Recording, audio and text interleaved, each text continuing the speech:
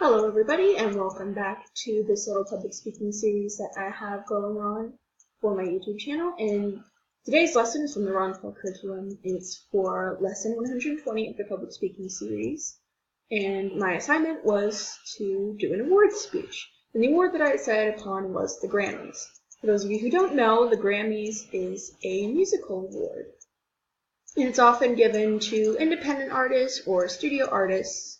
And there are many categories: Best Original Album, Best Solo Pop Performance, Best Dual Performance, Best New Singer, so on and so forth.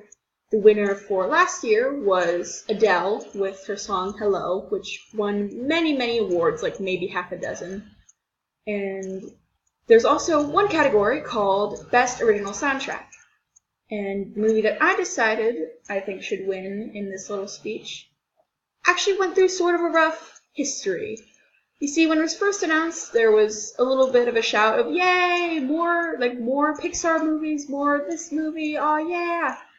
Then people started to get a little bit skeptical because they realized that it was very similar to a movie that had come out 2 years prior.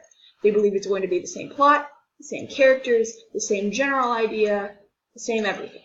They thought it was going to be a copycat movie, which, granted, is not the first time something like this has happened. But the movie came out, and the world fell in love immediately, especially with the songs and how they're used within the movie. They are used to develop a character, to tell a story, to show the relationships between certain characters and how important they are. And it also manages to mix orchestra and traditional instruments, English lyrics, and also Latin American Spanish lyrics, which is wonderful mix if you haven't heard this already. The movie that I decided that I think should win Best Original Soundtrack is 2017's Disney Pixar's Coco. If you haven't seen this movie, you have to go watch it right now, or at least listen to the soundtrack. It's some of the most beautiful, heartfelt, emotional music that you could possibly ever hear, and I hope that they take home the Grammys.